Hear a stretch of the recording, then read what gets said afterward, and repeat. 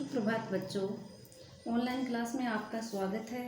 मैं Neeta Chaudhary Fortune International School से। तो बच्चों, हमने हिंदी के पद्य भाग का 5 चैप्टर पढ़ा था कृपाराम खिड़िया, जिनके द्वारा राजारा सोरठा लिखे गए हैं। तो आज हम उन सोरठों को तो हमने पढ़ लिया था, आज हम उनकी सप्रसंग व्याख्या करेंगे। तो उसमें देखो, पहला पद है, गुण अवगुण जिन गाँव सुने न कोई सांभले, उन नगरी बिच नाव रोही आछी राजिया। तो इसमें ये बताया गया है कि उन यानी उस, रोही यानी निर्जनवन, आछी यानी अच्छी। तो सबसे पहले हम इसका क्या लिखेंगे बच्चों? सप्रसंग लिखेंगे। सप्रसंग में हम ये लिखेंगे कि ये सोरठा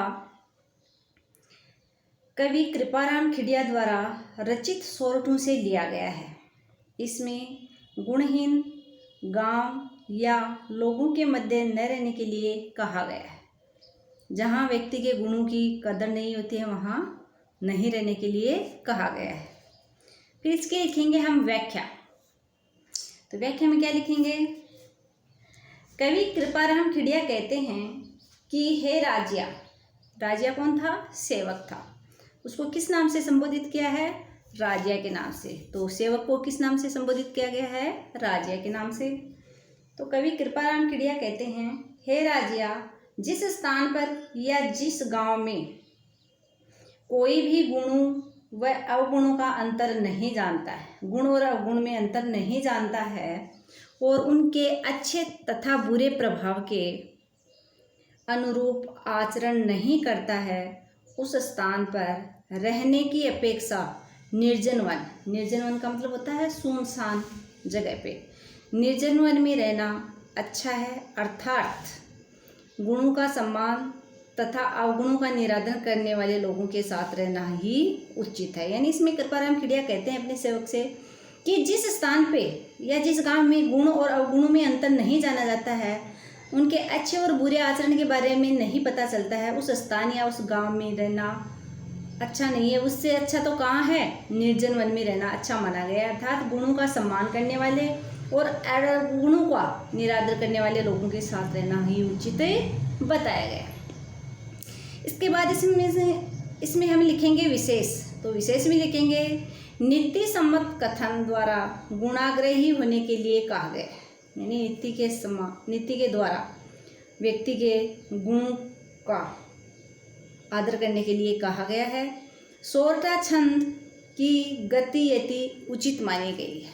तो ये हमारा पहला पद है, उसकी सप्रसंग व्याख्या लिखेंगे पहले, फिर उसका अर्थ या व्याख्या लिखेंगे और फिर विशेष लिखेंगे। इसके बाद है दूसरा पद है, कारज सरे न कोय बल पराक्रम हिम्मत बिना, हलकार्य की होय रंगा श्याला राजिया। कारज का मतलब होता है कार्य, पराक्रम का मतलब होता है ताकत हिम्मत, हलकारने का मतलब होता है बच्चों ललकारना, रंगा श्याला का मतलब होता है रंगे श्यालों। तो इसके हम पहले सप्रसंग लिखेंगे। तो सप्रसंग में लिखेंगे, ये अवतरण कवि कृपाराम खिड़िया द्वारा रचित राजियारा सोरठा से लिया गया है। इसमें व्यक्ति को पराक्रम एवं हिम्मत रखने के लिए कहा गया है। यानी इस सोरठ में व्यक्ति को हिम्मत पराक्रम रखने के लिए कहा गया है। फिर इसकी व्याख्या करेंगे। कवि कृपाराम कहते हैं कि हे राजिया, बल पराक्रम व हिम्मत के बिना जीवन में कोई कार्य पूरा नहीं होता है। यानी कोई भी कार्य पूरा करने के लिए हमें पराक्रम, बल, हिम्मत होनी हमारे अंदर जरूरी है। किसी कार्य में सफलता नहीं मिलती है और ये बल, पराक्रम, हिम्मत अगर हमारे अंदर नहीं होगी तो हमें कोई भी कार्य करने में सफलता नहीं मिलेगी।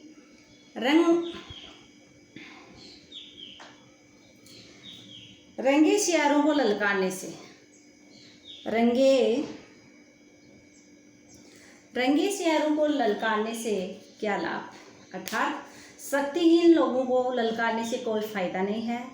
अर्थात बलहीन का मतलब होता है ताकतहीन, शक्तिहीन कायर व्यक्ति होते हैं उनको, यानी अर्थात बलहीन कायरों में कार्य करने की शक्ति कहाँ होती है?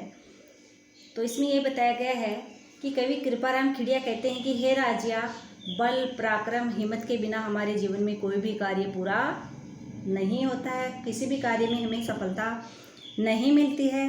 रंगे सियारों को ललकारने से क्या लाभ, अर्थात जो बलहीन है, शक्तिहीन, कायर, डरपोक जो लोग हैं उनके अंदर उनके पास कार्य करने की शक्ति कहाँ होती है, तो उनको ललकारने से कोई फ़ायदा नहीं है।